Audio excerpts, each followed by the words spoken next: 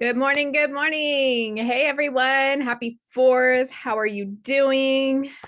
Go ahead and drop in the chat where you are from. If you are here, let's take this hair down because it's going to bother me. All right. Well, I want to thank you for joining me for this masterclass. I excited to kind of share some new uh, ways of thinking, some new things that I am diving into. And I always love being able to teach and share and be able to kind of have like a open discussion about things, because things that you might be curious about, um, I always love to go back and really talk about those things and see where everybody's at as far as like what might be holding them back, or what might be, you know, coming across that something that I might have dealt with in the past, but it's not really in tune with where I'm at now. So I kind of forget, you forget where everybody comes from. So it's nice to go back and see, what were the strategies that I was able to use? What were the strategies that I did that allows somebody to get past those blocks? So yeah, as you're coming in, just drop in the chat where you're coming from. I like to see where everybody, how far of a reach we're getting, and then also it's fun to see where everybody's at. Yeah. Awesome. Very cool. Yes. Oh, look at that. We got a couple people from North Carolina, which also I love, because that is where we're trying to transplant to. I'm in Texas, if you don't know. Also, I guess I should tell you a little bit about me, right? Most of you know me. Some of you might have just come across me, but or you might have seen one of my summits. But my name is Jen Ryman. I have been in healthcare for about 9 years. And when I got into healthcare, my main goal was I wanted to help people and I wanted to make a difference for them. And I got into, I'm a CT technologist. So I got into a hospital right off the bat, went out of school. I had actually, I was a little bit of a junkie, I would say, when it came to the workaholic aspect. Like I had 4 different places that I was PRN at, and I was picking up shifts and working like 60 hours a week. And eventually I came to know that hospital life was not where I wanted to be. And I got a clinic job where I had a normal schedule, Monday through Friday, 9 to 5. And I really liked where I was. So my boss was, really cool. My coworkers were cool. Like everything seemed to be falling in place. And then COVID hit. And we were kind of last on the list when it came to supplies. So because we were a clinic, we weren't a hospital. So half my coworkers got furloughed. They canceled some of the screening exams because they weren't deeming them as necessary. However, we were one of the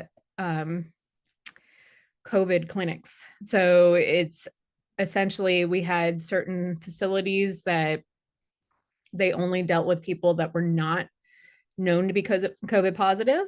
And then they had one clinic, which was us, that was. So yeah, limited supplies. We were, in a scarcity mindset, definitely in fight or flight response, and baking our masks and reusing PPE and not knowing really what this thing was, if we were going to bring it home to our family, if it was going to end up killing off people that we love.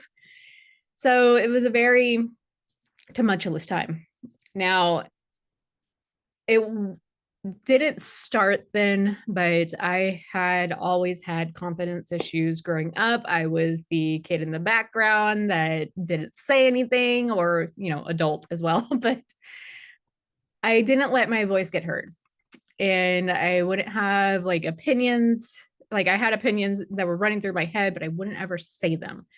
And when it came to talking from in front of two or three people, I would trip over my words. I had a stutter. I, you know, it just, I was in the background. Um, Easiest thing to say. So I came across this woman that does hypnotherapy. I found out that you can use hypnotherapy for confidence issues. So that's initially 2 years ago. And yes, I'm still very new at this when it comes to like the spiritual realm or alternative therapies, but I gave it a shot. I went and did confidence hypnosis for myself. My confidence grew, obviously, because I am here talking in front of you all, you beautiful people. And uh, like even just being on video, like it was very scary for me. And being live in front of somebody, like, what if I say the wrong thing? Oh my gosh. So yes, work in progress. But I started with hypnotherapy because of confidence. And obviously I was able to make leaps and bounds with that. And then I started to have panic attacks and anxiety attacks at work, to the point where I almost passed out twice. And by the second time, I was like, yeah, I'm not going to do that anymore. I'm not good with that. I need to figure out what's going on.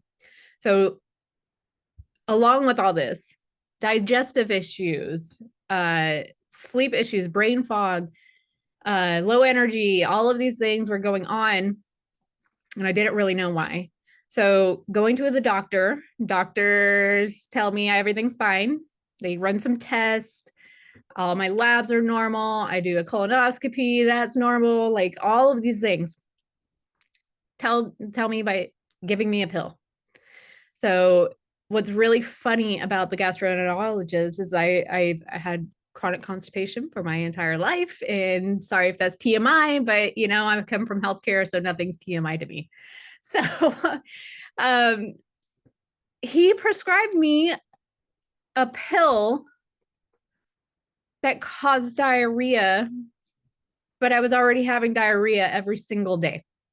So I come from a world of chronic constipation, but at this point in time, when I went to them for was because I was having diarrhea. And that was not normal for me because I'm used to being constipated. So gives me a pill that makes me have more diarrhea. And then I'm just like, what the heck? Like, I'm seeing things from the inside. I'm seeing like how we treat cancer patients. Like, it's just healthcare to me became this unsafe place, this safe that is more about numbers. It's more about the money than the patient. So it's really like, it wasn't congruent with me and my values, because I wanted to spend more than like 10 minutes with the patient to actually talk about, like you get the older generation of people that just want to talk.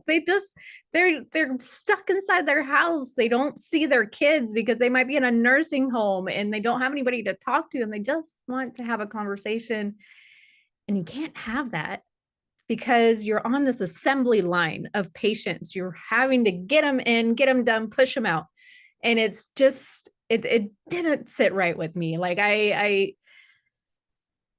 wanted to make a difference, but I was not given the time to.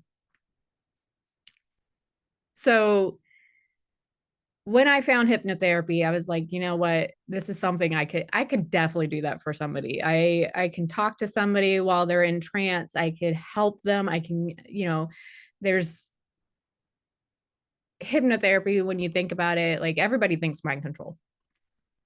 And it's not. It's, you actually have to have a willingness to be hypnotized in order to do the thing that you're going to hypnotize them for. So bunch of different things that you can do hypnosis for, kind of weight loss, anxiety, phobias, all sorts of things, confidence. So that's where I started. But when I was having these panic attacks at work, I was like, kind of going through this like imposter syndrome thing. I was like, I'm a hypnotherapist. Like I should be able to, figure out what's going on inside of me so that I can calm myself down to where I'm not having this panic attack to the point where I'm almost passing out. So I had a friend that was in one of the leadership programs with me, and they had done breath work. And breath work, the actual name of breath work is almost deceiving because everybody thinks they know how to breathe. Everybody, like I breathe every day, that's what I do, like obviously. And we don't. We actually are not breathing correctly. When we are coming about the school age, about 6 years old, and there's a lot of studies that have been done on this, that this is when children stop breathing normally. When we come out of the womb, we know how to breathe. We're breathing into their bellies, into our bellies, into our chest.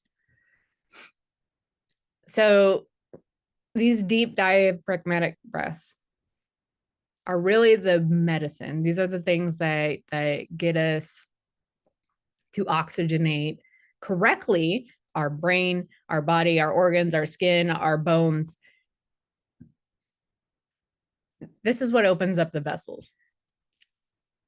And when we come to school age and we start getting under all the stressors of, you need to be here at this time, you need to sit here, don't talk, you need to stay in your seat, you need to do this test, you have to get a certain grade on this test in order to pass. All these pressures, these societal pressures start to come on. And then we stop breathing. We start to breathe up in our chest. We start to take shallow breaths. We start to hold our breath. So what does this do when we start to do that? Well, we're cutting off the oxygen supply to our brains. Oh, hey, happy 4th of July fireworks. Hey, nice timing, Zoom. Thank you. So cutting off that oxygen supply, guess what? Anxiety, panic attacks, passing out, stress. You think that's going to help us think? You think that's going to help us on a test? No. So my friend who told me about breath work, I was skeptical at first, but he was really adamant about how much it changed his life. So lo and behold, he talks about breath work. Breath work pops up on my Facebook. Thank you, Facebook, for always listening, right? So this actually was, the pop-up was for 9D breath work, which is what I do now. So 9D and breath work, you're actually going through a class, or what you would call a journey. It's 45 minutes of active breathing. So you're not hyperventilating, but you're putting yourself into a hyperoxygenated state. And with this hyperoxygenated state, you're opening up your mind. You're reconnecting yourself with your body. You're releasing trauma that can live inside of your body as pain, sickness, disease. So we're putting you in this, it's a controlled sympathetic state, your fight or flight response. However, it's not stressful to the body. We're controlling it. The classes are about an hour and a half, but the active breath work for about 45 minutes. We're controlling it so that we're able to really open up your mind. And this is the medicine that I used for me so that I didn't have those panic attacks, those anxiety attacks at work anymore. It's exactly what I did. So I go through the process. I, am able to heal myself. And then now I bring the medicine to my people. So this all began this rabbit hole for me. I started to look at other things that would help, other things that I could bring to my audience, my clients, my people, so that I am able to heal them as well. So it's been a very interesting little rabbit hole, because now not only that, I am now doing Reiki, I am now doing root cause coaching, timeline therapy, quantum release, NLP. So it's like I couldn't stop because there's so much good stuff out there. Like, who knew that there was so many ways that you can heal yourself? So, and let me turn this off so we're not dinging, because I probably should make sure we're not disturbed. So that's where I came from. And, that's where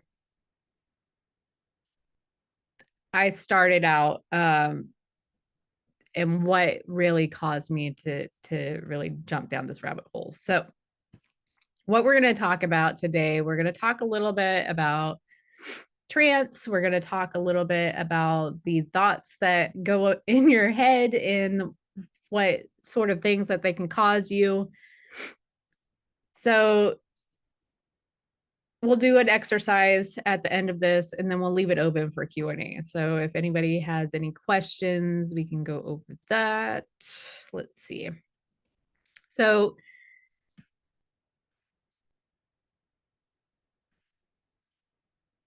I'm going to show you a little video.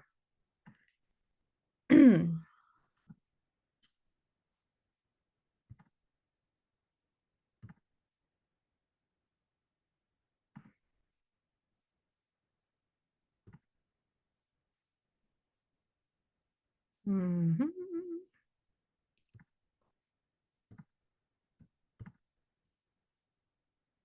That is not the video I want. What the heck? Okay, there we go. That's better.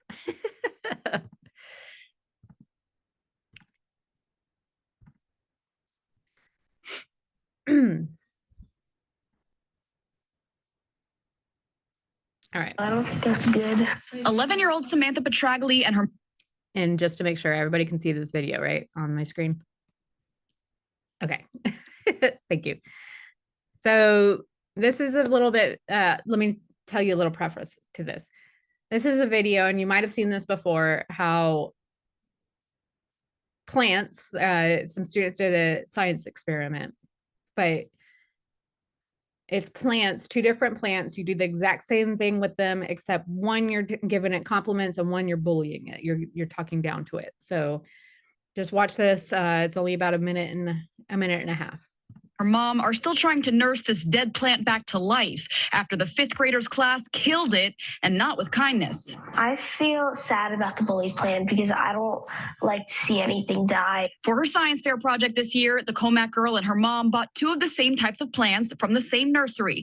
Both were then placed on the same windowsill inside her classroom. This way it was even. They had the same amount of water, the same amount of sunlight. The only difference, one was verbally complimented every day by Samantha's classmates, and the other was bullied. Students tracked it all by a checklist. So the rules were, with bullying the plant, say mean things to it. Call the plant ugly. Call the plant fat.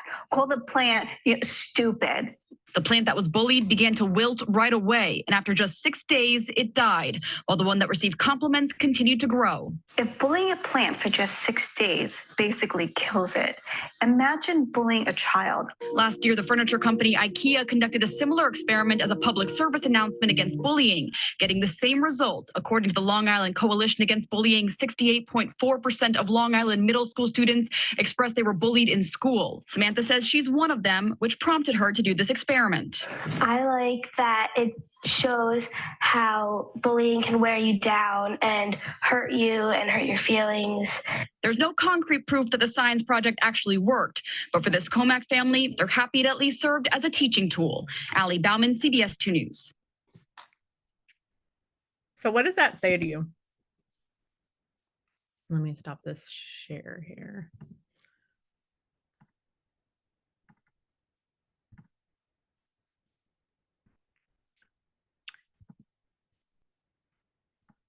The bullying doesn't have to go on outside of our head. How many of you, let me see, just drop it in the chat. How many of you bully yourself? How many of you, when you make a mistake, you talk down to yourself for hours, days later, sometimes even years? Yeah, same. This is something that is very prevalent in our society. We are very used to looking at the negatives. When you get a grade on your report card and you have all A's and one F or one C, even one D, what's the number one thing that you're going to look at? Yeah, that bad grade.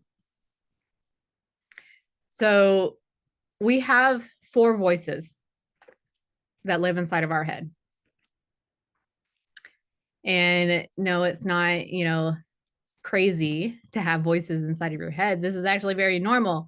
We have an inner ego, an inner critic, our inner child, and our intuition. So when we are out of balance, when we're not in homeostasis, the loudest voices are going to be the 3 you don't want, which is ego, critic, and inner child. And you think about inner child and you're like, I want my inner child to be happy. I want them to still be inside of me. And even none of these voices, you want to get rid of them. You don't want to get rid of them because they are there to keep you safe. They're your subconscious mind that's main goal is to keep you comfortable, keep you safe. But they don't have to be louder than your intuition. So inner child, that is the inner voice that is going to talk about their needs that were not met, their needs that are not getting met. So your inner child might be saying, I'm scared. I don't want to do that. Or I need love. So you react in a certain way. Or I'm frustrated, I'm angry. These are all the core emotions that you might not have had those needs met when you were between the ages of 0 to 7. Those are your primary imprint ages. When you didn't have those needs met, your inner child grabs onto this. And essentially, from that age on, if that need is not met, it's going to be screaming. So when we, especially if we've had a traumatic event, or it doesn't even really have to be traumatic, it can be perceived as traumatic, by your child self,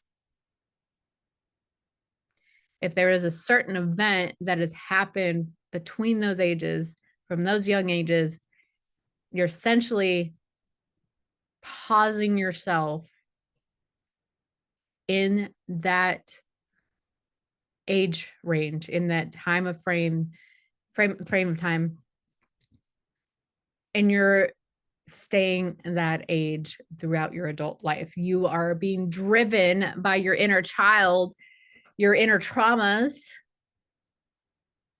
and that's how you react to certain situations. Have you ever come across, let's say, like a relationship or something, and your relationship, you completely fly off the handle because maybe they said something in a certain way, or they did something that triggered you, and you're not really sure why it caused such a reaction inside of you. That is trauma. That is something that's happened in the past that still is a driving factor. It's a filter that you have in the back of your mind, your amygdala. It holds on to all of these things, these past events, and it's all like, oh yeah, I remember that happening. This is the response we have. So your inner child not getting their needs met is going to scream. Is there any time where something happened and you just want to freaking throw a tantrum? The cabinet got in the way and it hit your knee and you're just like, ah! Yes.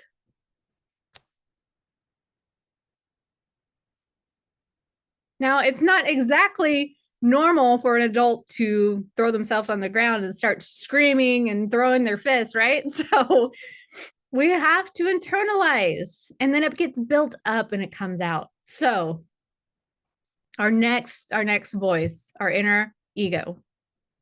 Our inner ego wants to be holier than thou. It wants to look good. If it feels like it's not going to look good, if somebody's going to come across them or come across you and make you look like an idiot, it's not going to do it. So how many times have you been afraid to get up in public speak? What if you had to give a presentation in front of the class that you don't want to look stupid?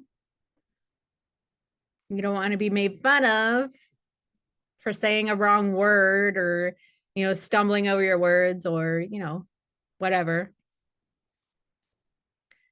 So you get nervous, you get anxious, you start to feel like you're not good enough.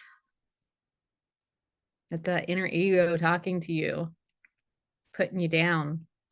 And not only putting you down, might be your inner critic. Your inner critic is the one that's really going to be telling you, you're stupid, you're not good enough.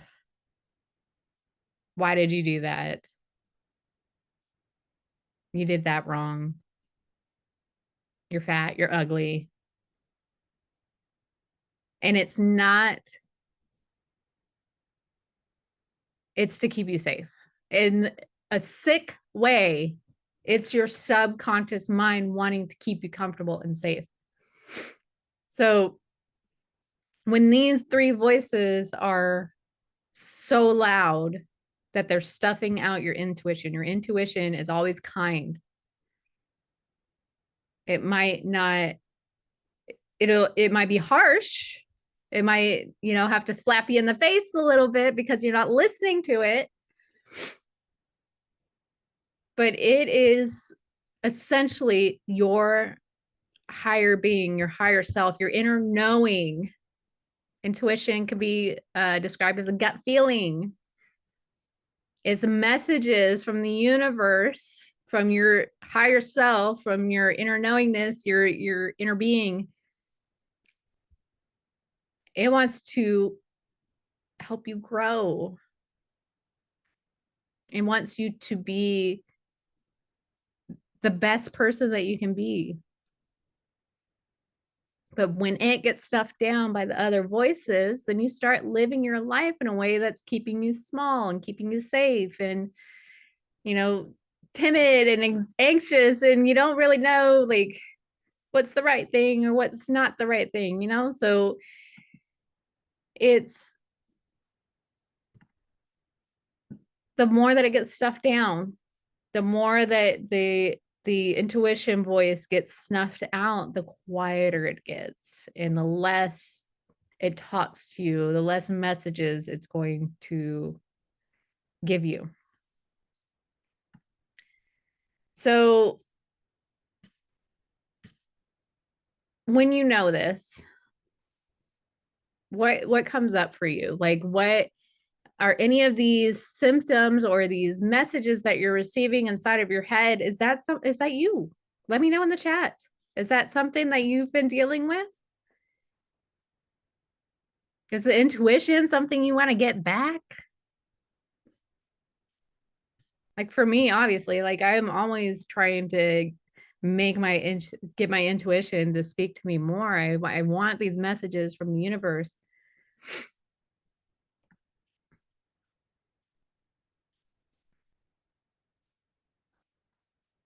So we talked a little bit about trauma. We'll talk about it. I'll just take a pause and talk about it here. But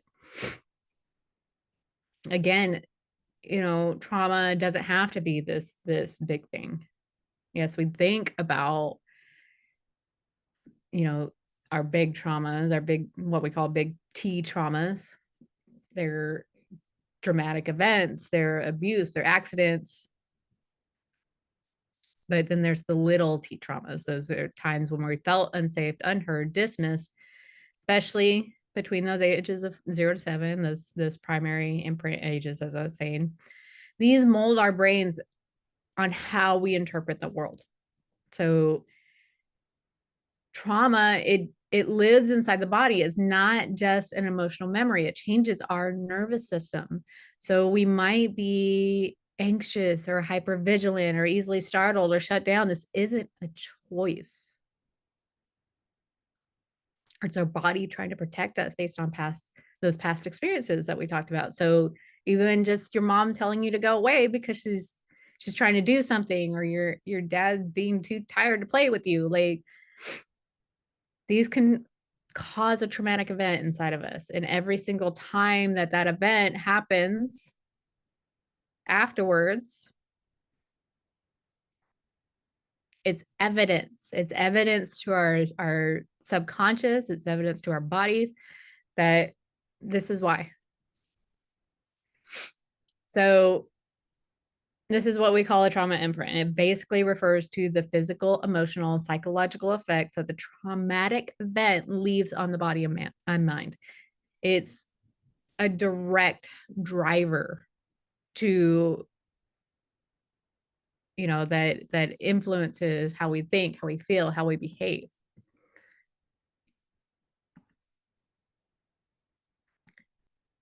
So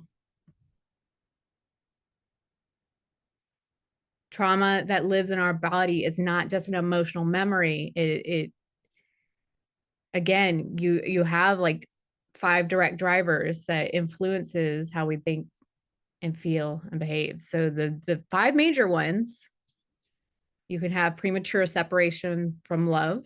So this can be birth trauma, crying in a room and your parents aren't coming, no one's coming. This causes codependence, a victim mentality, fear of separation, of being alone. Abandonment is the second one. And it could be physical, emotional, psychological abandonment, even death.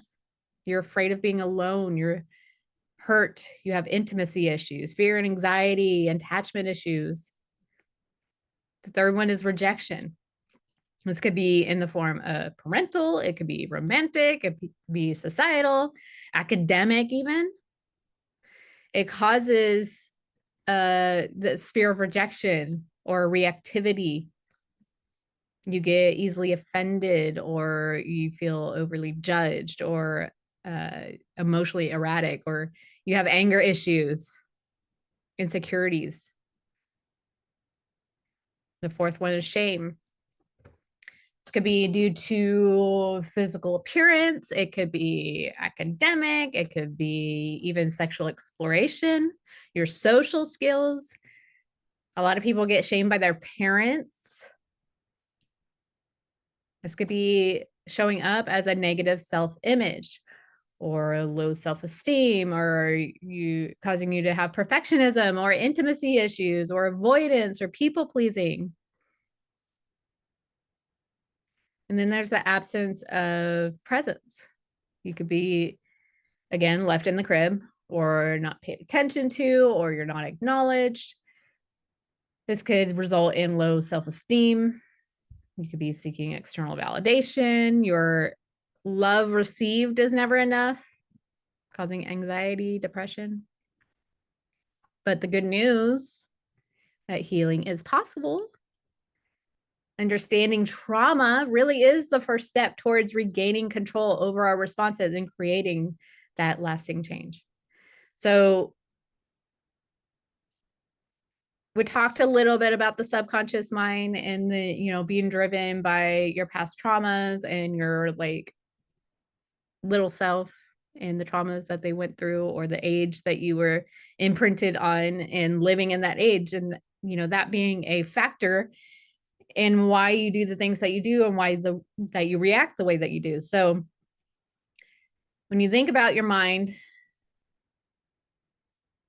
think of it like an iceberg. So you have the conscious part, that's your current thoughts, and that is just the very tip of the iceberg. And it's only about 5% of your thoughts, emotions, and habits and beliefs. So that's only 5% is your conscious mind. The rest of it is submerged. This is your subconscious. So 95%. This is your storehouse of beliefs, memories, and habits. And we are constantly taking in information from the outside world. So we're actually taking in 11 million bits of information through all 5 of our senses per second. So our subconscious mind is processing everything we see, everything that we feel, everything that we hear, everything that is coming in from the outside world, 11 million bits per second. And our subconscious mind, it sees all, it retains all. We are not able to process it all. The reticular activating system of our conscious mind, it processes and picks up the information and picks out what it deems to be important, processes it, runs it through our filters that we formed from our past experiences. And this is about 134 bits of information per second. So out of 11 million, we're only taking 134 bits of what it deems to be important to process. So this is all to say, we're programmed. As kids, through experiences, we formed core beliefs about ourselves, about the world, what we deserve. A lot of this being well-meaning, but some of it now is going to hold us back. This is why 2 people can experience the exact same situation and have completely different responses to it. They can react completely differently. Their subconscious mind has its own experience of the situation. A person may tell a lie and still convince themselves that they are right and truthful based on filters from their past. So when we get into NLP, This is kind of like a toolbox for changing those old programs. So it teaches us to communicate with our subconscious. So you're thinking of techniques like reframing, where we take a limiting belief like, I'm not good enough, and we challenge it. Can we find evidence to the contrary? Can we create a more empowering belief? And so when you think about, positive thinking, and again, we talked about, we're living in a very negative society. Like we focus on the negativity, but when you get with these experts that talk about manifestation and abundance, they tell you to think positively. Well, what does that do for you? What does that do when you're thinking positive and you're running towards a goal and you want it so, so, so, so bad, and you're doing all the visualization and you're writing it down and you're putting it on your vision board and all these things to think positively, to want that thing, and then it doesn't come? What is that doing to your subconscious? What is that doing to your inner knowingness? Like it's making you have resentment, because you're doing all the things, you're doing all the positive thinking, you're all the way over on this scale, just completely badgering your mind with this goal that you want so badly, and it's like it's staying in the forefront, and like you're constantly running towards this goal, and you don't get it, then you get resentful, and then you drop way back down on this vibration list. So when we're talking about this, like you have your positive and you have your negative aspects to your life. It's kind of like a scale, but we don't want to be overly positive and we don't want to be overly negative, right? We need to achieve what's called homeostasis. We need a balance. We need everything to come into equilibrium. We need it all to be lined up. And the easiest way to do that is to be grateful for what you have right now. And I'm talking about big things. I can talk about small things, but I'm also talking about the bad things. Can you be grateful for your past experiences? Can you be grateful for a past relationship where you were cheated on? Can you be grateful that you had a rough childhood? Can you be grateful for where you are at in your life right now and how you have become the person that you are because of those experiences? That's equilibrium. That's homeostasis. That's balance. Because you have to be grateful for the good and the bad.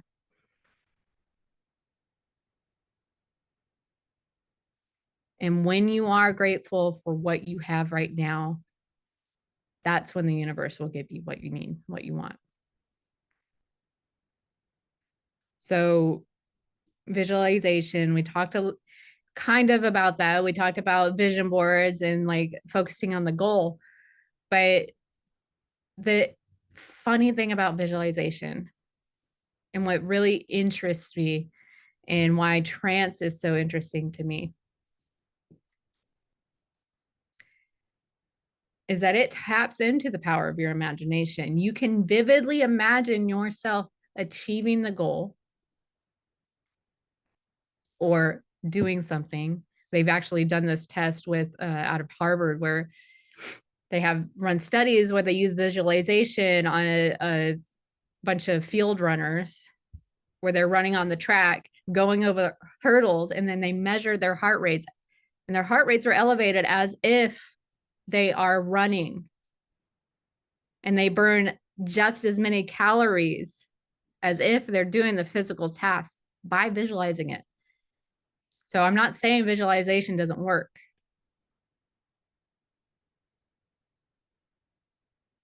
But your brain really doesn't know the difference between real and made up. So, these are things I kind of nerd out on. But acting as if it's already happened, you're building those neural pathways, that'll start to act as if the thing is already happening, and then allows you to achieve your goal because it places things in the correct order, in the correct timeline, so that you're able to achieve it. So when you're getting into NLP, it's using the programming and trigger words for the conscious mind to bring it on board. With exercises, we are doing these subconsciously, and then it gives us a sense of control. And that in and of itself is transformative. So when we're talking about conscious mind and subconscious mind, you have to look at both. Have to. You may have done all of the conscious coaching by itself. You may have done subconscious work by itself. But if we're not bringing both into the mixture, we just end up right back where we started. We're bringing them both into alignment. And yes, if we do subconscious work by itself, it's powerful, it's transformative, it works. But if your conscious mind is not made aware of it, or it doesn't truly believe what you release, that you actually release the blocks, it's going to reinstall the old programs. And then conversely, you do all the work through the coaching consciously without working on your subconscious blocks. You may make progress, and then your subconscious mind comes in the background and it sabotages our success.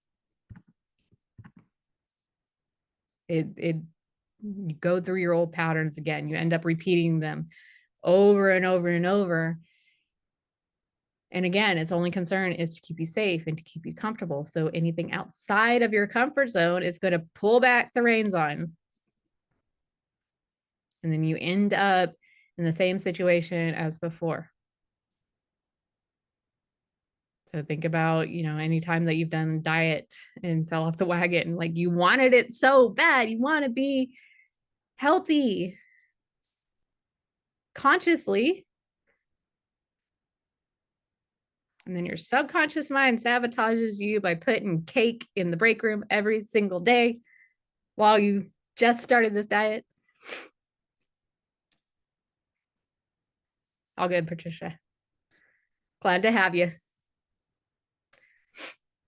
So when we talk about, this is part of, this kind of gets trippy for me. So perception is projection. Our brains don't just passively perceive the world. They actually create it. So again, when we're talking about being on the diet and the cake being in the break room, and that's actually a projection.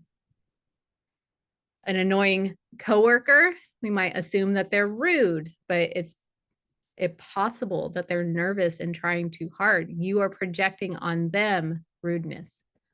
You're filtering how you're perceiving them as rude. We're constantly projecting our inner world outwards.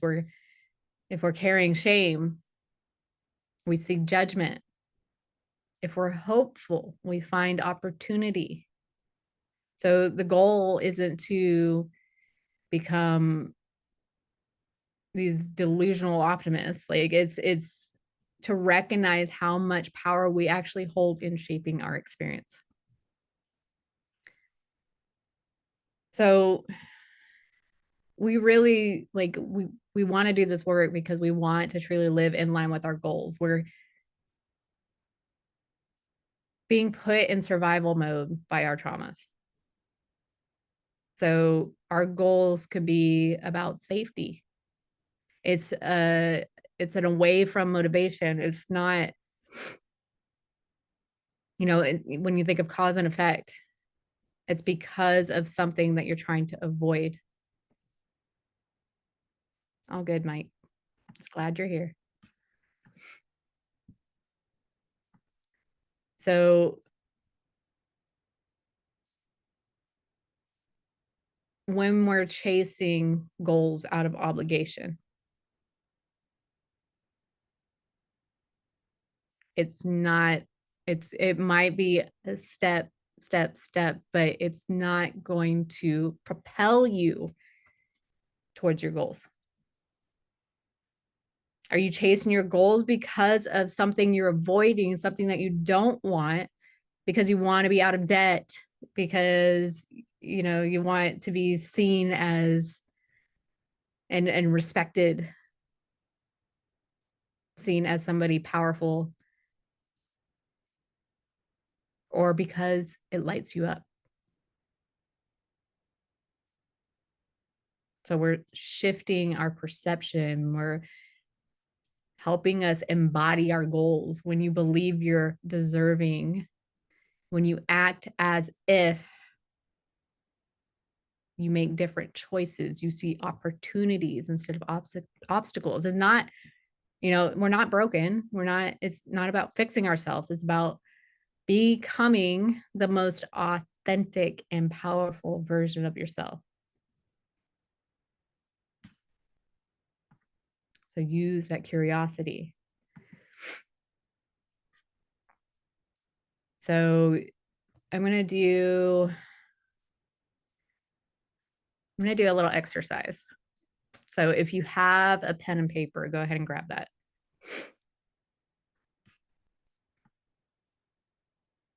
Or you can write it in your notes on your laptop or whatever.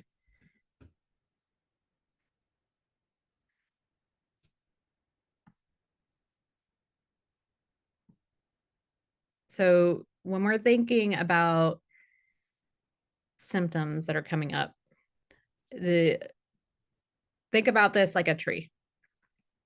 So symptoms that are out here on the branches, on the leaves, like waking, anxiety, maybe, it could be even autoimmune disorders, diseases, low confidence. All of these are symptoms. They're the leaves. They're warning signs. They're telling you something's wrong, that we need to fix something inside. So you get down to the branches, those might be more of like core things that are going on. And then you come down to the actual, the trunk and the roots. So the roots are your actual traumas, emotions, things that are driving your life, things that have happened that they're not taken care of. You're going to continue to pop out new symptoms, new leaves, new issues. And it usually cross contextualizes across all areas of life. So it could be money and love and relationships and family and social life and work. So coming down to these root causes usually fixes things a lot across all areas of life. So when you get these, this is really the difference between like going to the doctor who treats the same issue over and over and over versus a practitioner that moves their clients through issues quickly and permanently by taking care of that root cause. It's like getting a medication for high blood pressure, but they're not taking care of the actual issue, the root thing that's going on to cause the high blood pressure. And yes, you can have high blood pressure from your emotions. It's your body with its warning sign saying there's something that's going on that you need to take care of. So we're constantly hearing that applying, certain principles.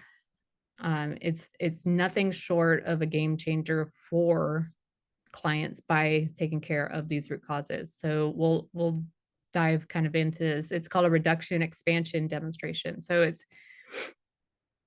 again, grab a piece of paper if you don't have it, but or you can type out your responses. Awesome. So this process is designed for journaling. So if you got it, awesome. Please use it. But this is what you'll be experiencing. It's like a emotional relief method where you're going to be able to take on and integrate an emotional problem, maybe a setback or a negative experience or a barrier to a goal, something that you want to achieve. So I'm going to be talking you through these little guided prompts. You'll be writing down a set of sentences based on your emotional reaction to the problem. And then there's going to be kind of a brief moment where I'll have you reflect or appraise. Why are you making faces? So think about emotions like anger, sadness, fear, hurt, guilt, shame. I know. Happy, joy, excited. So again, this is the most important part for this technique is to write down, journal. And it actually increases the efficiency of the process when you do it. So writing also, it's has a subconscious thing with it, like when you're actually writing it out.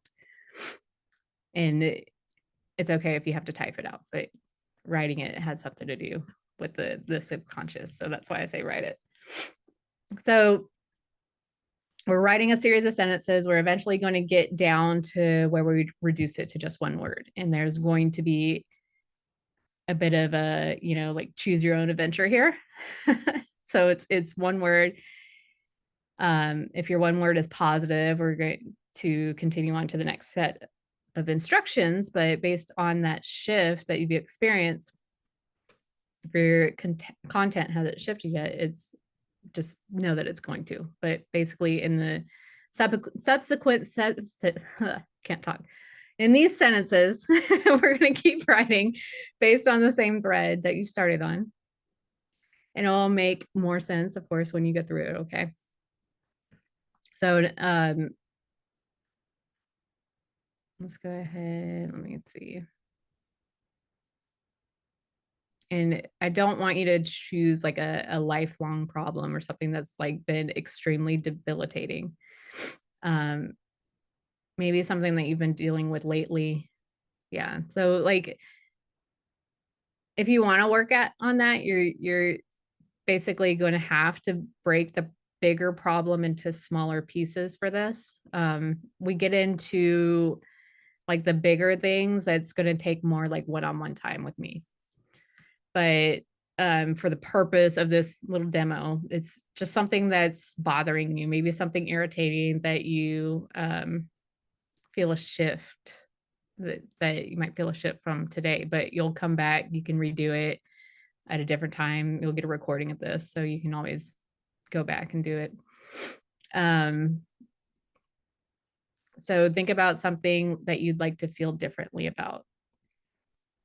And it could be like, maybe yesterday I got in a fight with my brother and it's bugging me. Or I'm really angry about how my stepsister was speaking to me earlier. And I'm completely overwhelmed about this piece of mail I got or something like that. So what I want you to do is write down that problem in one sentence. And when you choose what you want to work on, just try to make it as specific as possible. So narrow it down to a very specific instance. And then try to make it, again, as specific as you can. Don't make it too general or too broad, because it definitely identifies exactly what it is that you're struggling with. So I'll give you some time to do that.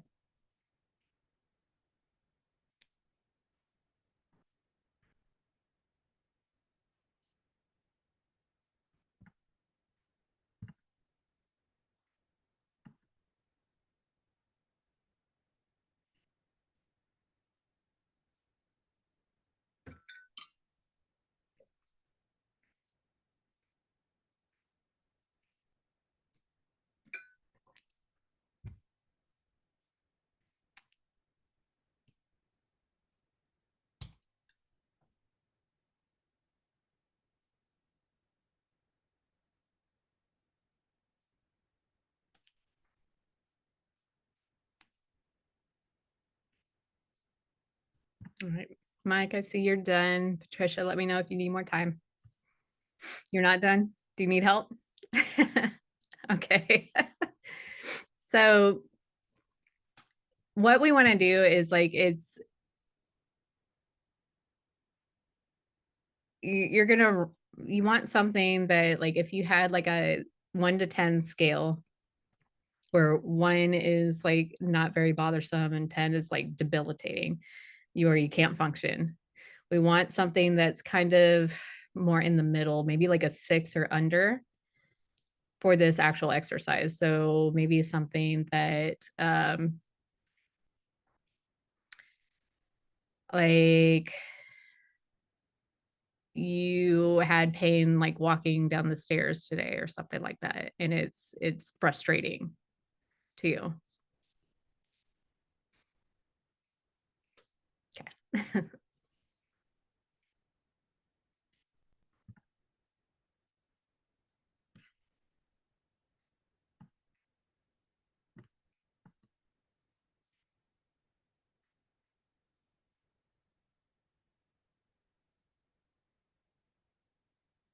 Okay.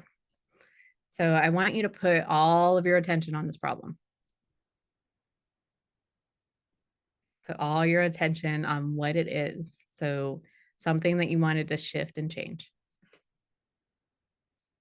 And what the most important part of this entire protocol is, I want you to read what you wrote there and ask yourself, what emotional reaction do I have to this problem?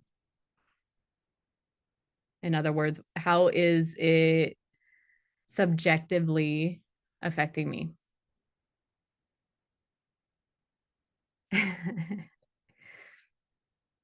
And just write down your emotional reaction to the problem when you read it.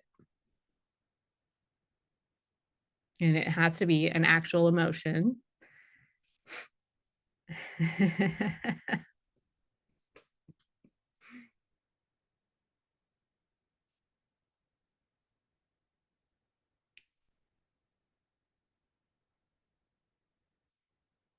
And if you want, I can bring up the emotion wheel too, if that would be helpful, maybe. Let me pull it up.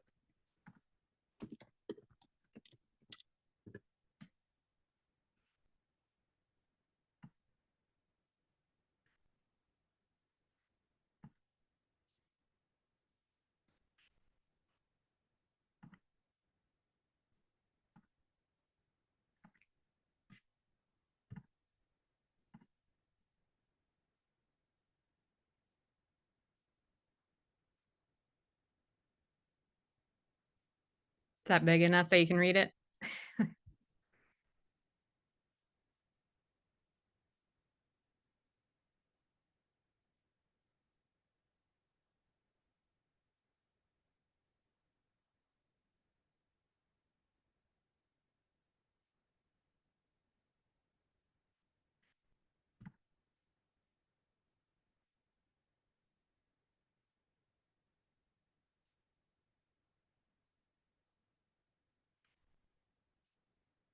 So you have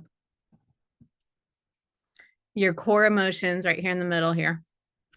You have happy, surprised, bad, fearful, angry, disgusted, sad.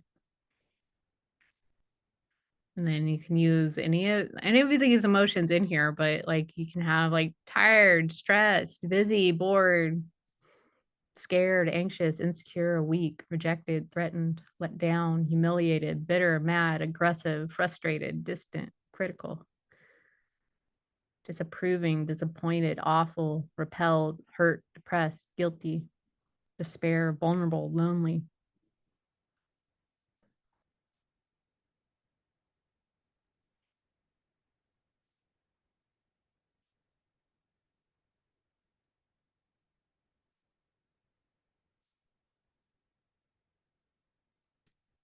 I wonder if I could save this and make it bigger.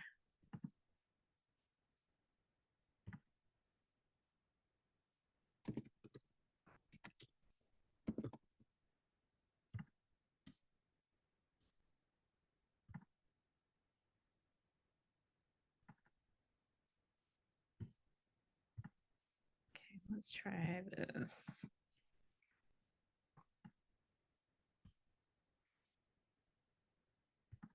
Yeah, just one emotion. I mean, you can write down a couple, but we're going to get down to one. Let's get rid of that guy.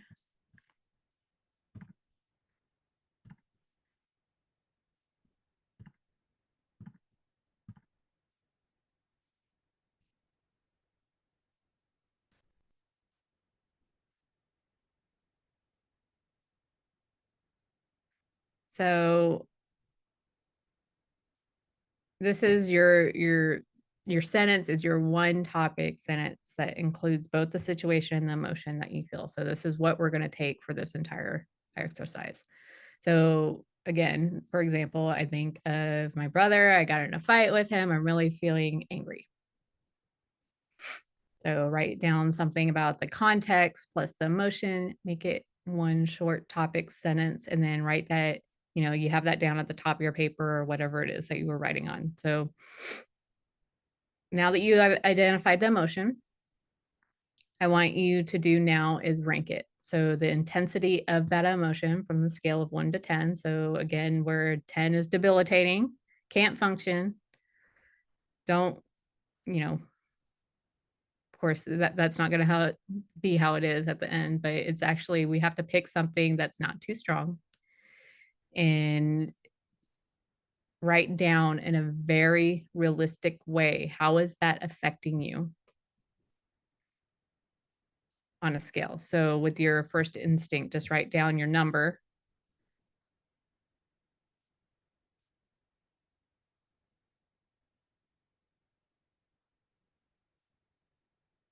So again, from 1 to 10, write down what your number is. And it's going to be important that you work on something, again, that's like a 6 or under for this exercise. Cool. So if it's a 6, I mean, it's okay if it is above a 6, like it's something that you can go back and work on, especially with the recording of this. But if it's a 6 or below, like essentially you'll get a good result just for this little sample demonstration. But it's going to involve anything above that, you keep doing it or you come to a practitioner that can help you through it. But so again, 6 or below, and I want you to feel and choose a different emotion or different, categorically different than the negative emotion that you identify. So be like in your sentence, write down, I'd rather feel instead. And include the more like positive emotion. Like you can always refer back to the emotional wheel. Do you want me to pull it up again? Okay.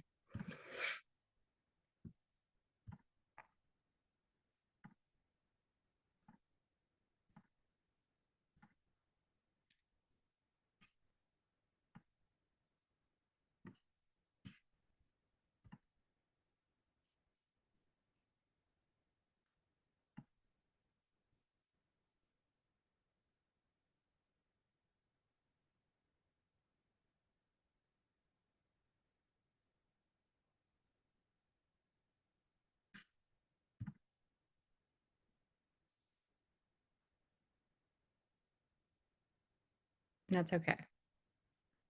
I mean, we live in a society where we're used to stuffing down our emotions, so we don't really put a lot of names on them. So that's totally normal, totally okay.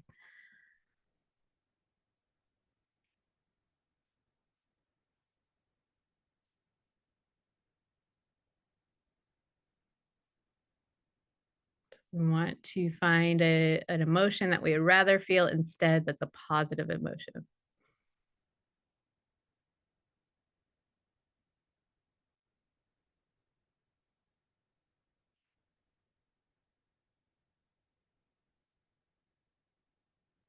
I know I'm making you think. I'm sorry.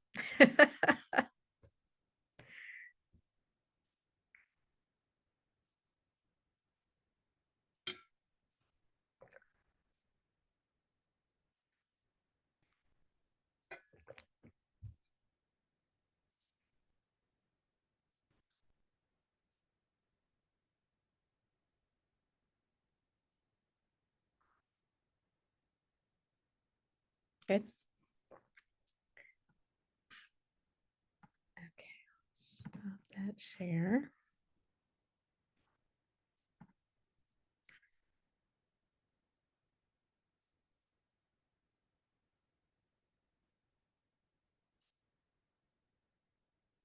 So what I want you to do is take several deep breaths and just take a moment to connect. Connect with that emotion.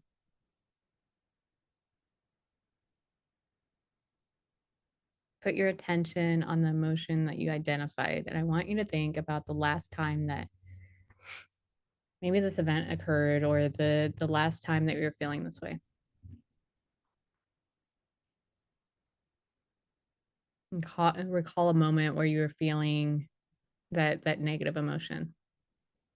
And I want you to see what you saw then, hear what you heard, feel what you felt.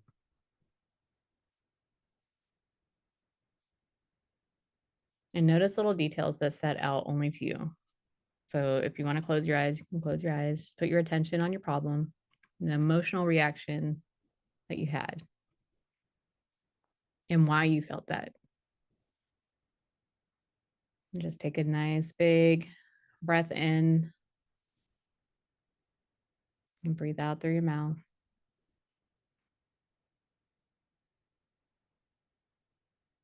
And then open your eyes. And now what I'd like you to do is describe your present state, how you feel about the situation. And then in 4 short sentences, just write down how you feel. Describe your present state, how you feel about the situation in 4 short sentences. They don't have to be too long.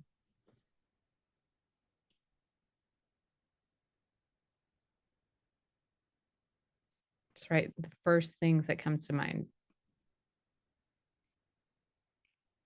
Just anything you feel without filtering out anything.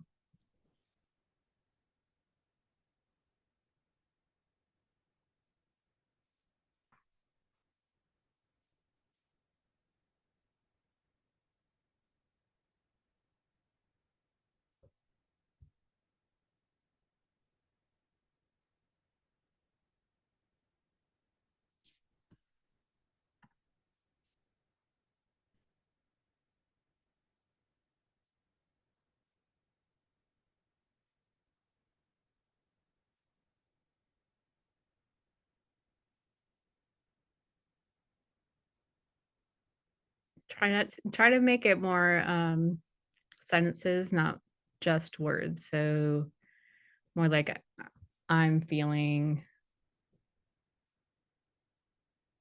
this about this situation. It happened because blah blah blah.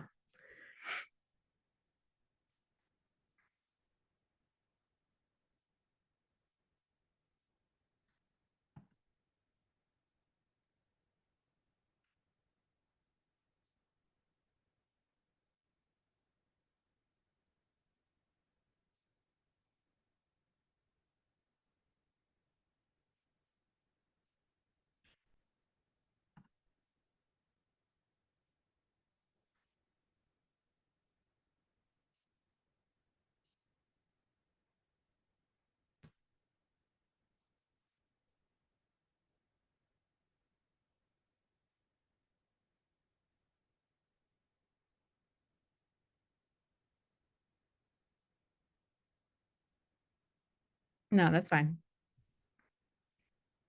It's just your present state right now.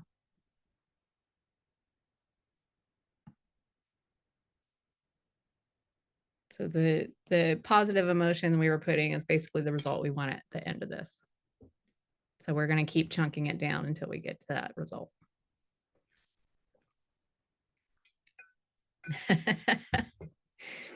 Don't be scared. It's a good thing.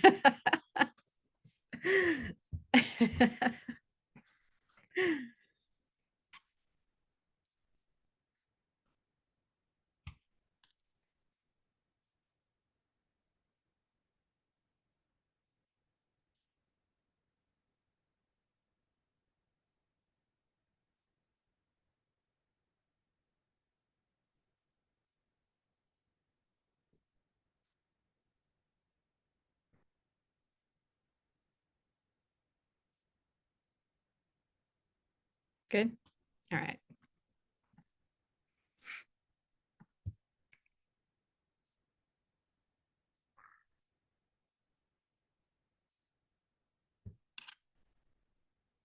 Okay. So now that you have your 4 sentences, I want you to read those back to yourself silently.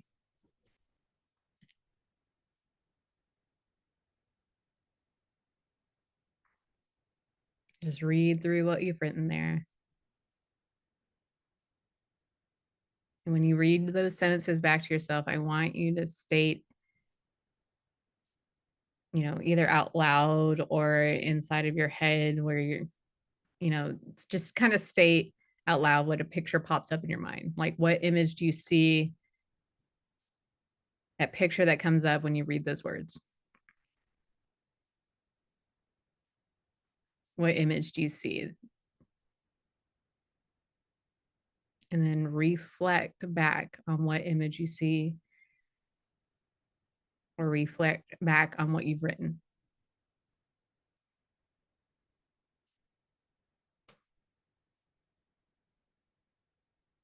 Just write down what you think about, what pops up when you read that. What's your private thoughts, your reactionary thoughts? What did it provoke? What private thought that goes through your head when you reflect on what you wrote and what picture comes up? And what do you say to yourself? What's the thought?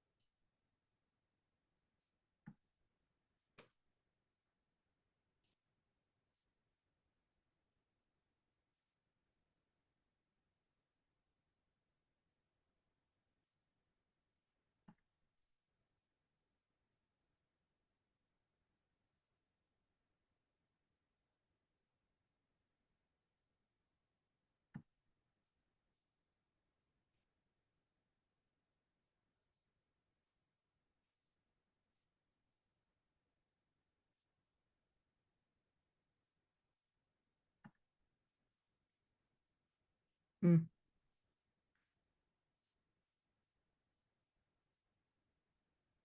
Do you have your thought written down yet? Okay. So now you're going to write down what emotion comes up when you read the sentences. What emotion is there?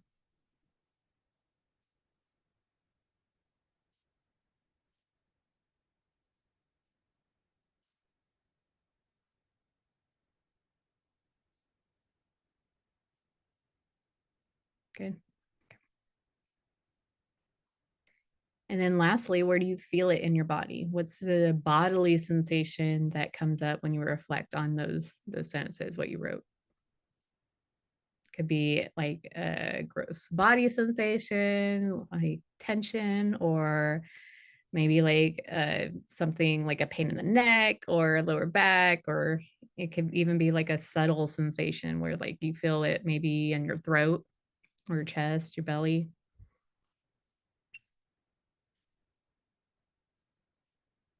Let's write that down.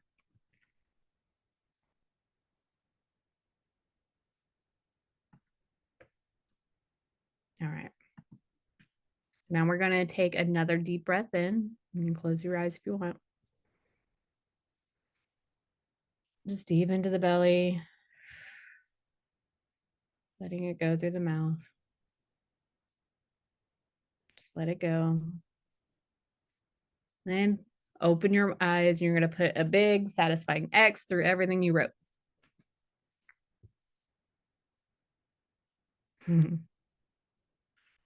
Now, I want you to describe your present state now how you feel about the situation now in 3 sentences, and write them down. How do you feel about the problem now in 3 sentences, and write it down? And again, be sure, don't filter anything, write down whatever comes to mind, get it all out.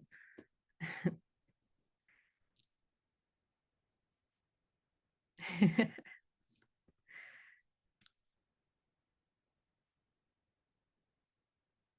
write 3 sentences about how you feel about your situation now.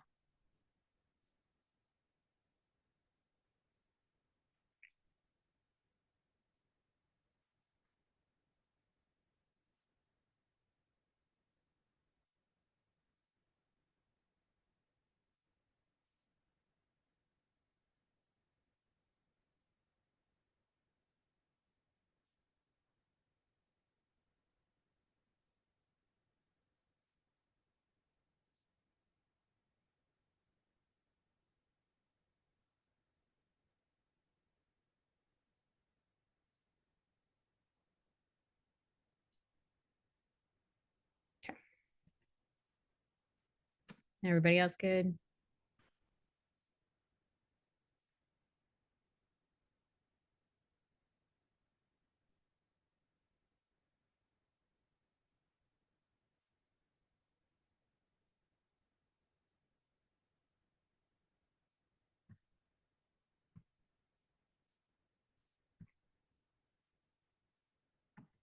Okay. So now that you've written your 3 sentences, I want you to go ahead and read them back. Read them back to yourself, what you've written. You can do this silently in your mind, but just look back over what you've written. And as you do so, what image comes up? What image pops up in your mind right now?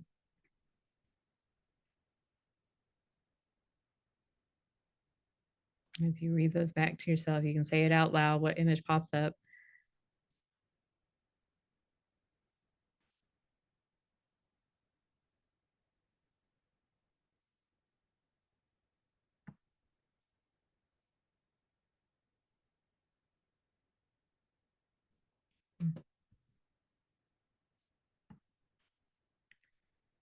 So now that you have your image and your sentences, just look at them again. Think about your image, think about your sentences, and what thoughts do you think? What thought comes up? Private thought about what you've written there.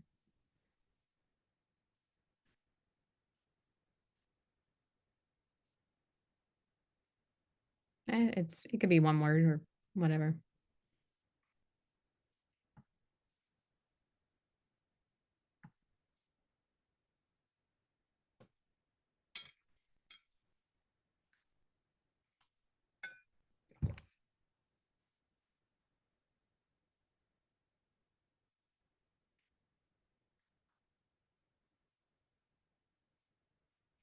And when you have your thought written down, just take a moment and say that out loud to yourself.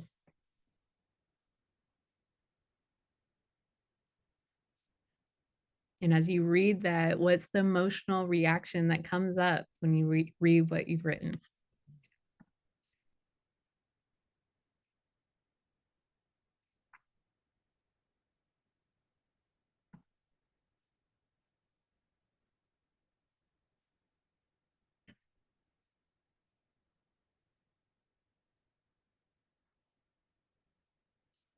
And then what is the body sensation? What do you feel in the body? And identify that, articulate it, write it down, and then read it aloud to yourself too.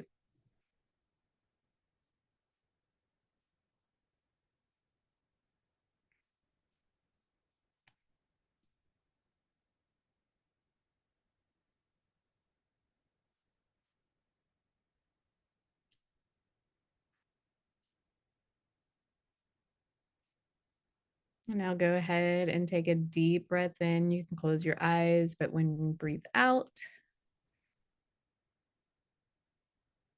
once you're done breathing out, you'll open your eyes and put another big satisfying X across it all. Through all the sentences.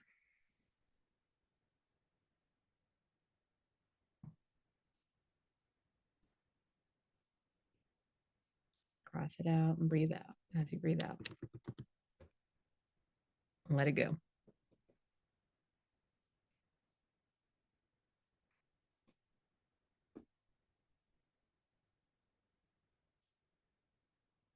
And now I want you to describe how you feel about the situation now in 2 sentences.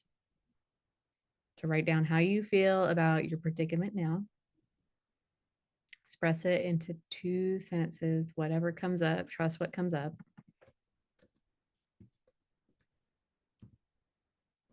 And be as honest as you can with yourself.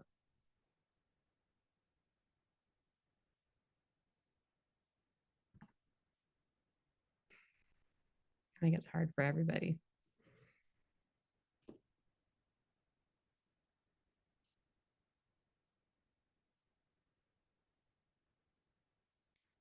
We're so used to not, expressing ourselves or saying what we think, feel, need.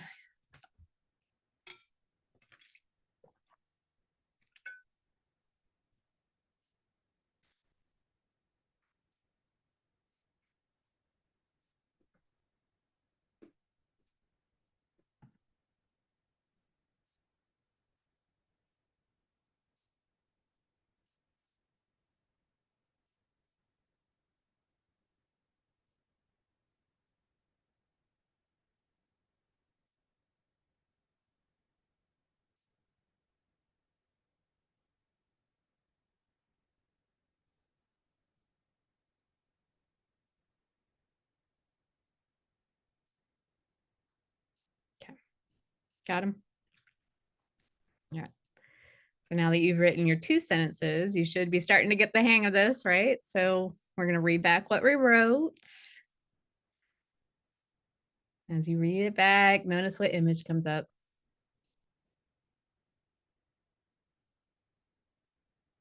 You can say it out loud.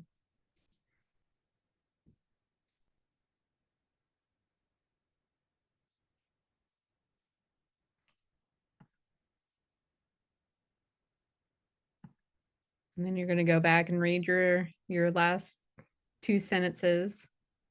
What thought is there? What's the thought you have about what you wrote?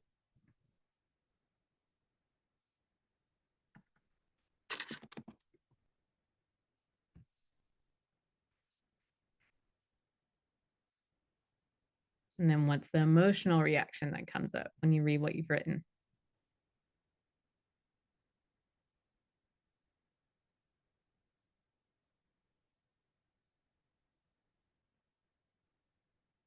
And then the body sensation. Where do you feel it in your body? Okay. And then we're going to close our eyes again. Take a deep breath in through the nose. Breathe out through your mouth. Let that go. Release that. Forget that. And put a big X.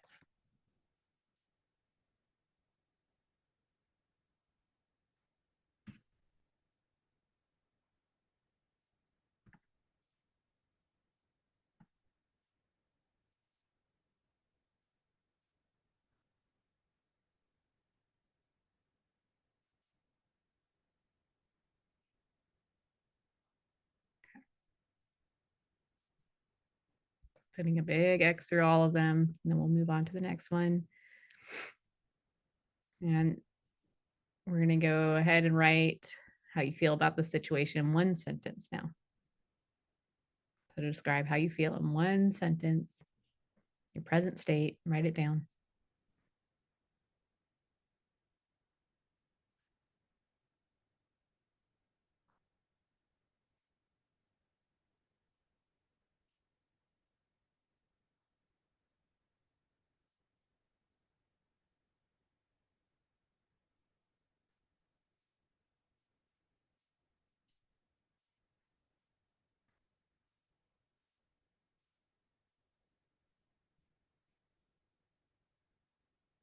And at this point, you might start to notice that your how you're feeling about it, your content is starting to shift a little bit. It's starting to notice that you feel a little bit differently about the problem.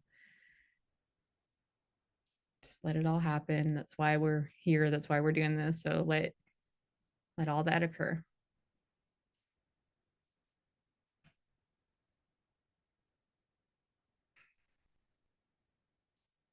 Just writing down that sentence. And when you reflect on that sentence, just notice what images are coming up again.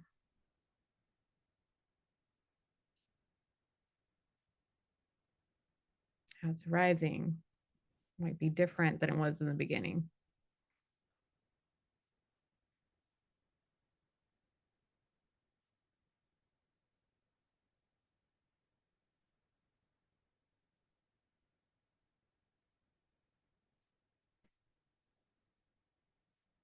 What thought do you think when you read that sentence back to yourself?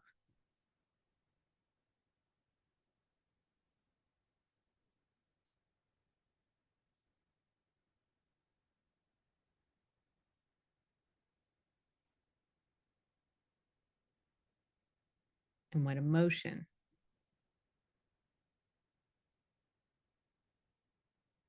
Just let yourself feel it.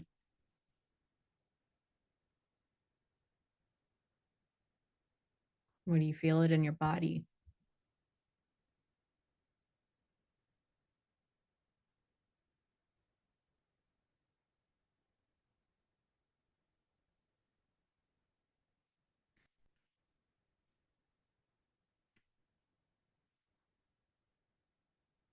Remember, identifying all these things is an important part of the protocol, important part of this exercise.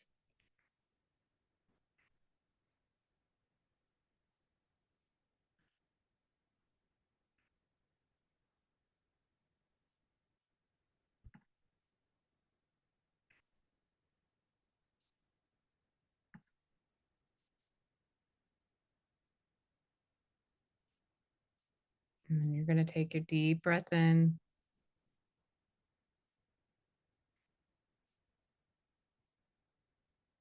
And blow it out, release it. Let it go.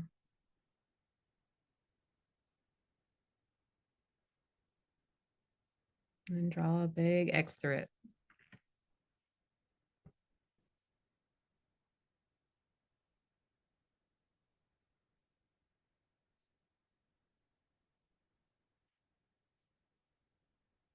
And then in one word, summarize how you feel in this present state.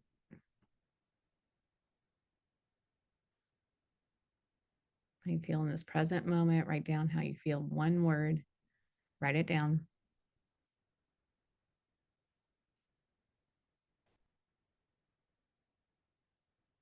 And read your word back to yourself. And when you read it, what image comes up?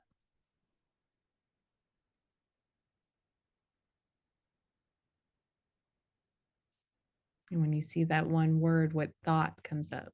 Write it down.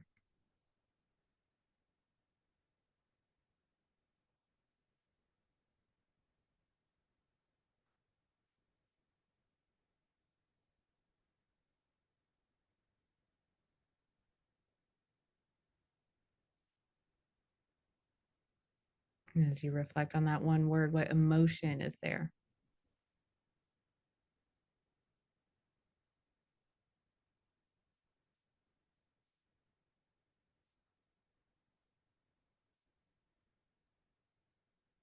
And where do you feel it in your body?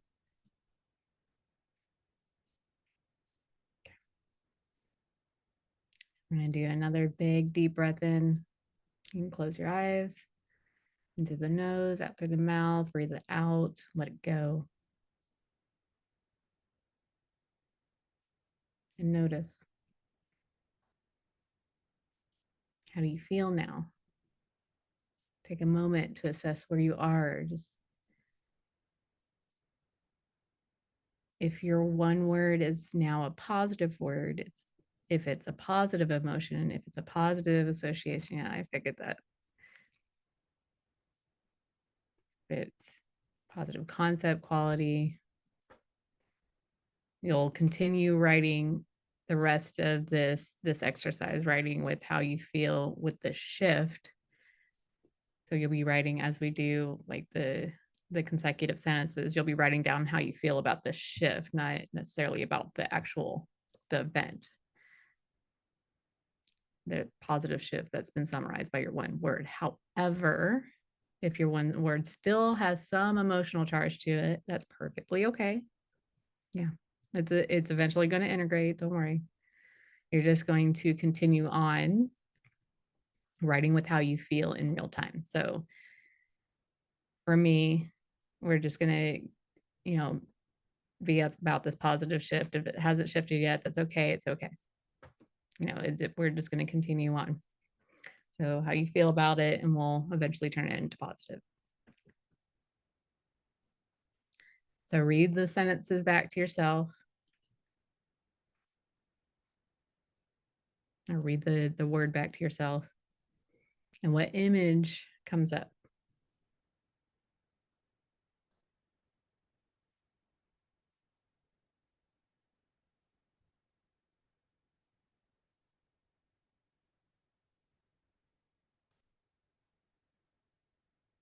What thought is there?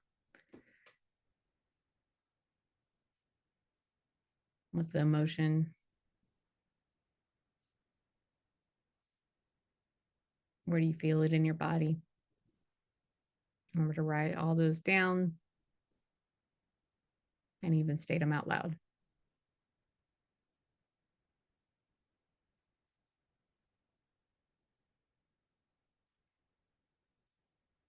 And then you're going to take a deep breath in.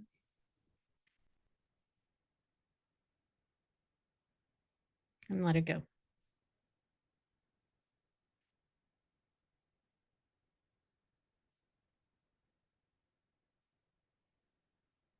And if your emotions are positive, I want you to put a check mark.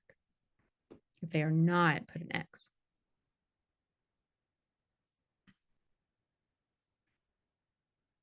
And then in your present state, I want you to, again, write how you feel about your present situation. Notice yourself there right now, how you feel in 2 sentences. So we're going to build it back up. Write 2 sentences about how you feel about the situation. Now write whatever comes in.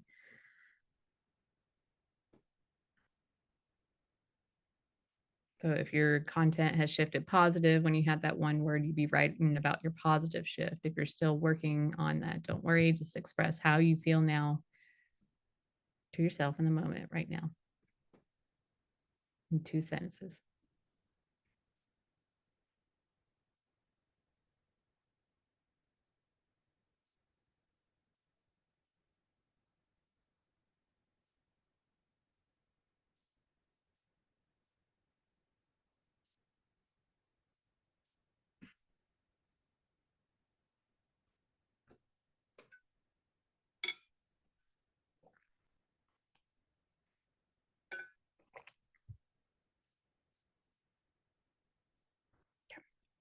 And then read back to yourself what you wrote.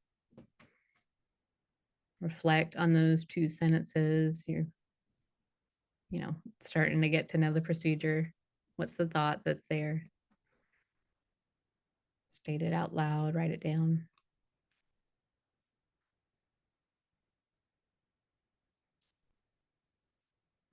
What's the thought that you have when you read that? What do you say to yourself? What image pops up?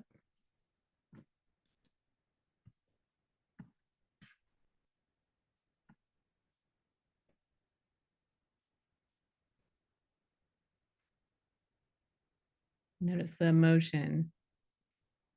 Express that.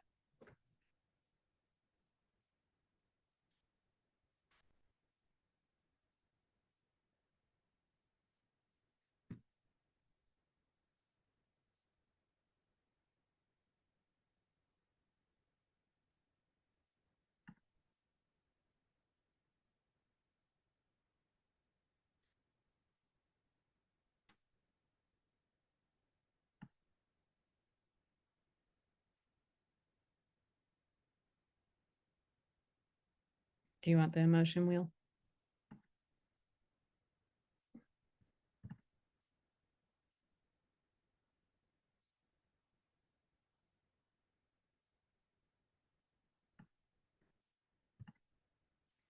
Okay. I'll put it up if any of these resonate with you.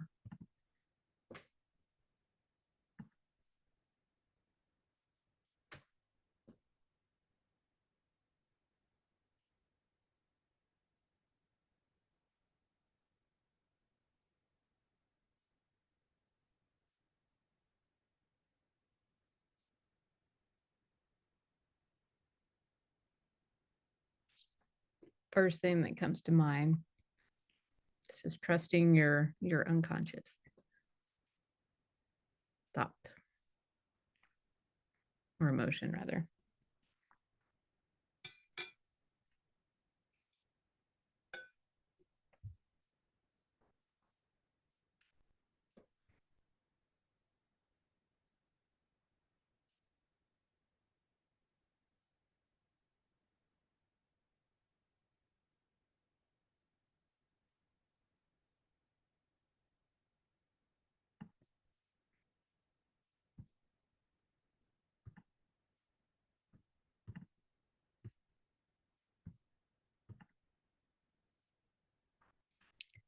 After you have your emotion, where do you feel it? What's coming up in your body?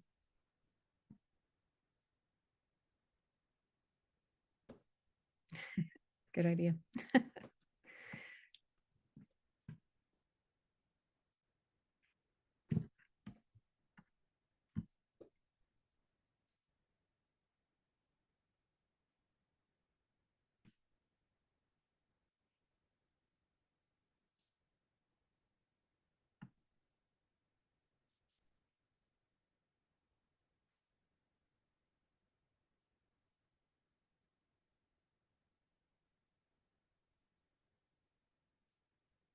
And then as you do that, take a deep breath in through the nose, out through the mouth, letting it go, releasing it.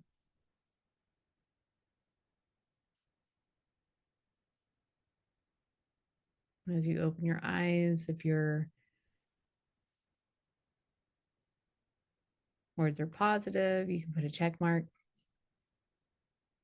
If they're still negative, put an X. We're starting to shift. There we go.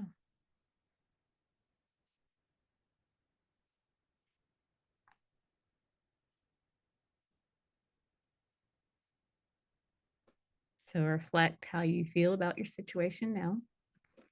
Where your present state is, express it in 3 sentences now. Write down how you feel about your situation. Just whatever comes up.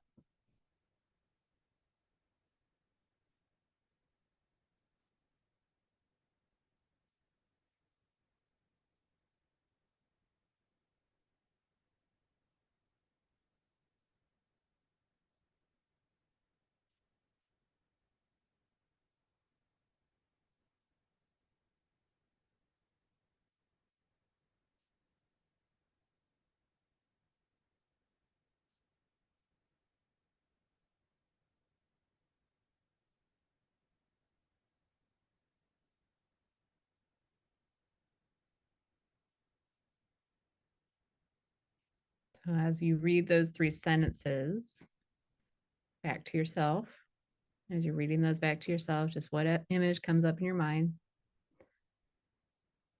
When a picture pops up, you can state it out loud, write it down.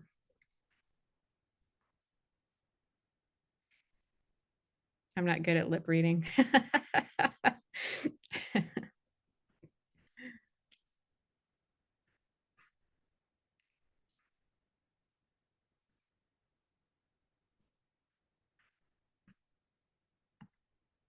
Hmm.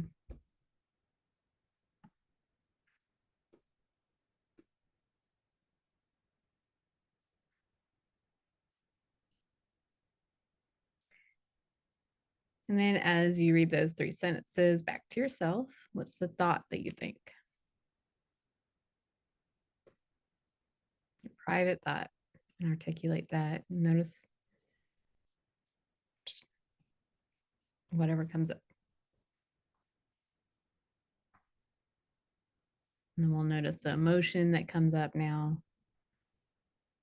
Write it down, say it out loud.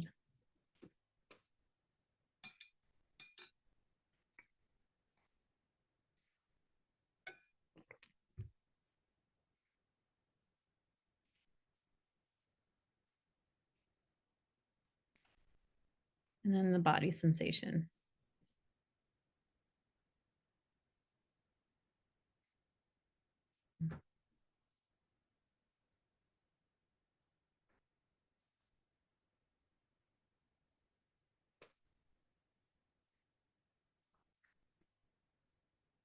And as you complete that, go ahead and close your eyes. Take a deep breath in through the nose, out through the mouth, letting it go, releasing it.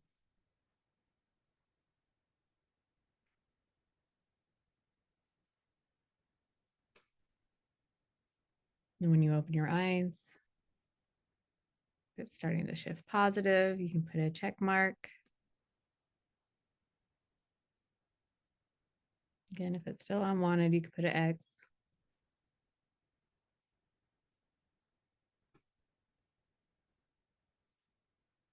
Just letting that go. And then finally, we're going to do 4 sentences about how you feel about your present situation,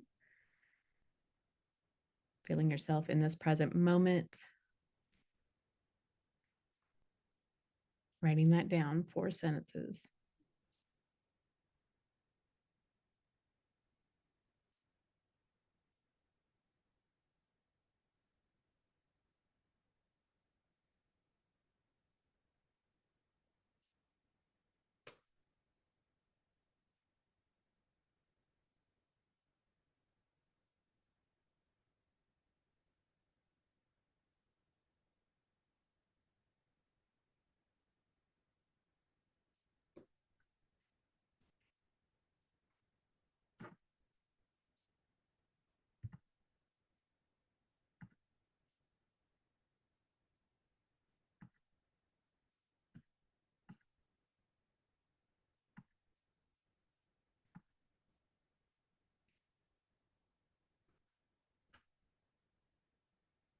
All right. Now read back your 4 sentences to yourself.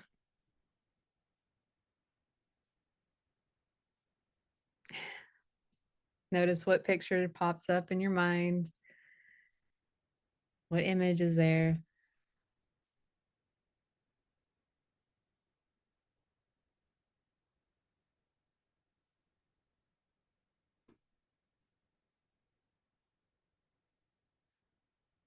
Say that aloud to yourself. Write it down and read what you wrote and notice. What thoughts do you think now? What do you think about what you've written? What's the commentary about what's there? What emotion is coming up?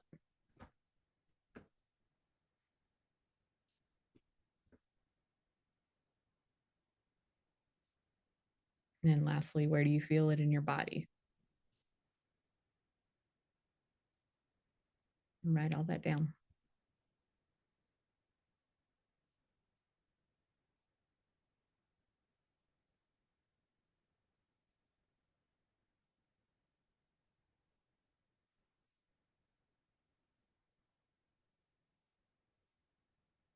So that emotion, where you feel it in your body.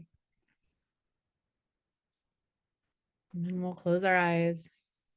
Take a deep breath in through the nose,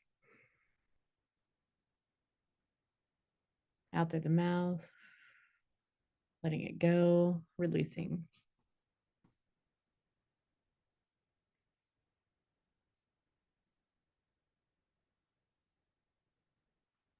And we're going to look back at our words. If it is positive, we'll put a check mark. If it's still unwanted, you can put an X.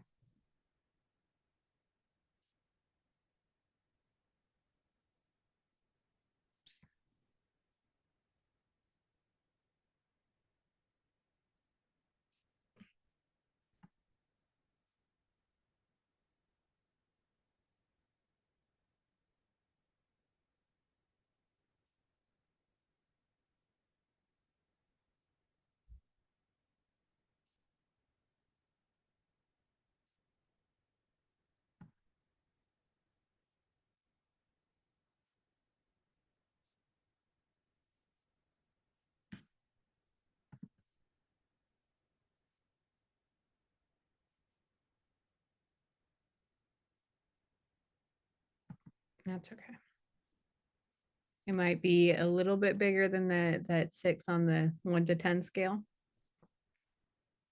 But it's at least making some sort of shift. So again, like this is something we can continue to work on.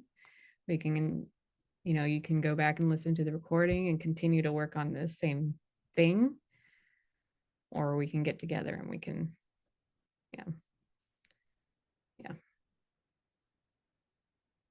And consciously, maybe a 5, but maybe subconsciously it's a little bit more agonizing. So we're going to look at what we wrote, or rather how you feel right now, how you feel in this present state.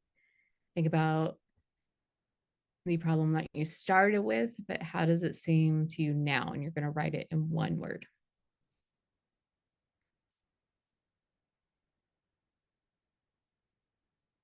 Just how you feel now.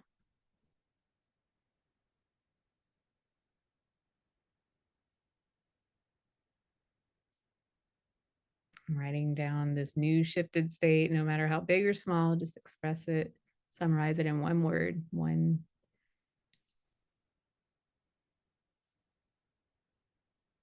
thought. Now we're going to reflect back on the original ranking too. So we'll take let's go ahead and take an emotional word and put a word on that as well. So what emotion are you feeling now?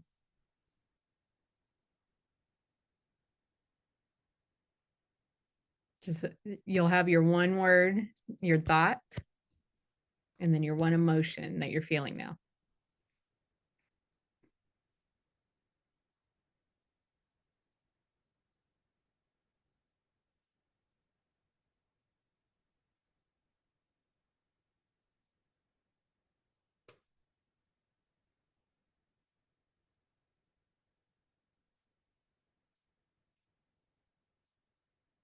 So we'll go back now to our original ranking. So, most of it is like 5, 6. But how would you rank it now?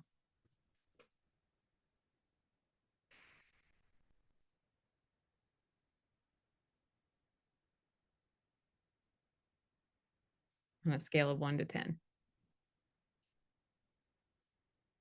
Just write it down.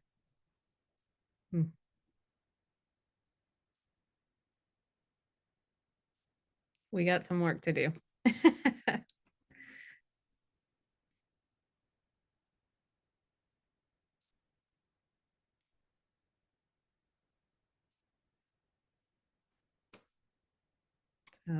For some of you, it might have come down.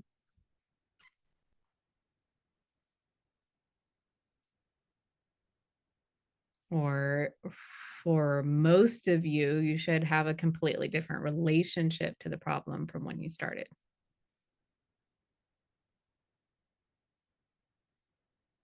So it might still have some like emotional charge to it.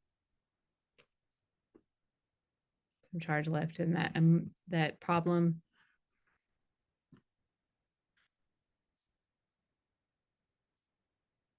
So we'll just continue on with the flow that we started. So now you're sort of back to where we started in the beginning. So in 4 sentences, I want you to reflect on this moment, or 3 sentences to do a reflection. Just continue on until you get 2 positive statements in a row.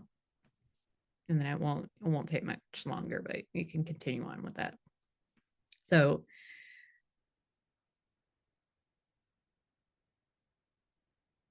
are you more aware now than you were in the beginning?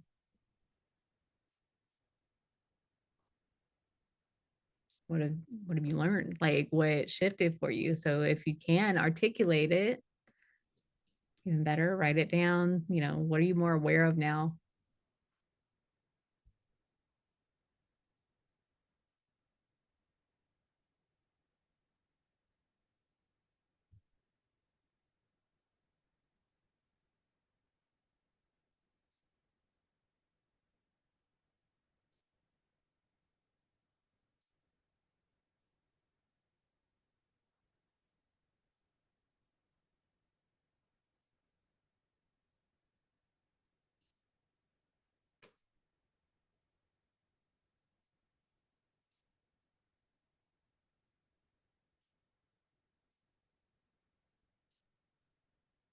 And then I want you to ask yourself, what is something you feel like you can do now that maybe you couldn't do before?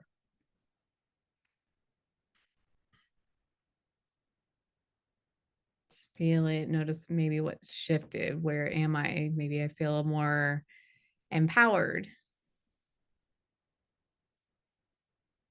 What's something that I can do to put this feeling into action? Something you feel like you can do now that maybe you couldn't do previously. Even just noticing your emotions and being able to name them.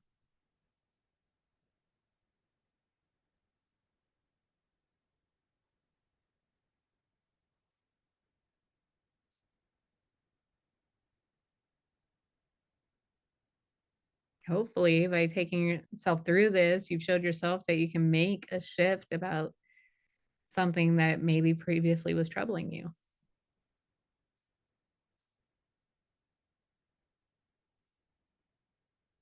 And so, I want people to understand that the emotional turmoil that they feel and are impacted by it doesn't have to be a permanent state, and that you can let it go. And hopefully feeling more liberated.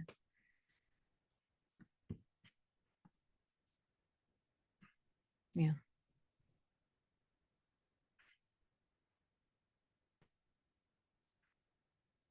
Yeah. We're very, very in touch with protecting ourselves and not expressing ourselves. Yep. So we're about the end here. So I do want to leave it open for any questions.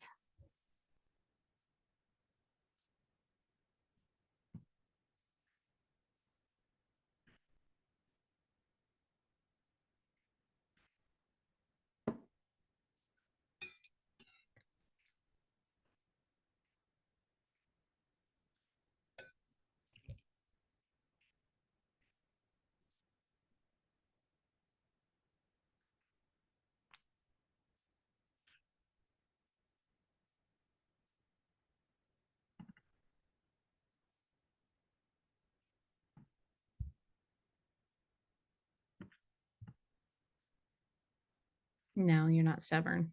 You just probably picked something that was a little bit more emotionally charged than you originally thought. So again, something that we can work on together, more of a one-on-one, because this is more of a group setting and more generalized. Yes, I will be sending a recording. So you can definitely go through this on your own again.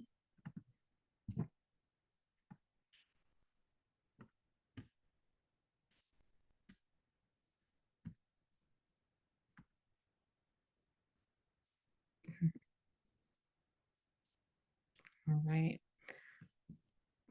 So if there's not any more questions, I do want to let you know that there are a few ways to work with me. So again, I am teaching this because we're doing more, this was like kind of a conscious and a subconscious mix right here. So this is a lot. And Rebecca, definitely go get the recording, because I know you came in kind of like in the middle of the exercise, but when you're working on your conscious and your subconscious mind together, you're bringing yourself more into alignment. So if you've done stuff in the past with conscious coaching, or you've only done the subconscious work, you're not bringing them together. That's may have been why previous things have not worked for you. So I'm letting you know right now, like, I have ways to work with me. We do like either a 3-month or a 6-month one-on-one coaching consciously, and we're also doing rapid releases, which this was kind of a rapid release, but usually we're getting down a little bit more to the root causes. And when you're releasing your root causes, again, you have like your 5 main emotions: fear, anger, guilt, hurt, um, anger, guilt, hurt, and now I'm on the spot and I can't remember the last one. Sadness. So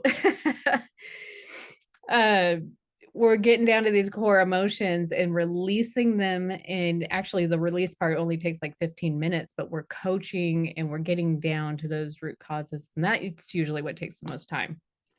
So when you're in the programs, for a 3-month program, we're going to be doing 3 rapid releases. If you do the 6-month program, we're going to do 5 rapid releases with a total system breakthrough. So this is shifting to an entire new identity. This is not living in the past anymore. We're not living in the present. We're living in the right now with the person that you're supposed to be. So don't worry, Mike. And you even prefaced it. You said that your medications might make you a little emotional, and that's okay. You know, like it's good to feel it. It's when you're feeling it, you're releasing it. And that's the problem with society. It's like we're suppressing and stuffing, and then we just, eventually explode. And so that's not the way we want to, stay. That's not the state that we want to stay in. So don't worry. It's a good thing. And I appreciate you for being vulnerable too, for showing yourself. So love you guys. I am going to send out the recording through email, and then I will send out a follow-up as far as getting to work with me, because this is important work that we're doing. This is something that I'm very passionate about, because I believe that we all deserve to live a life that is full of pleasure and fun and happiness, and not stuck in the way that we were conditioned to be from the past. Okay. So thank you so much for joining me on this holiday. I hope you all have oh, look at that. Hey, hope you all have a very happy and safe 4th of July. Thank you for spending your holiday with me. Love y'all. Bye.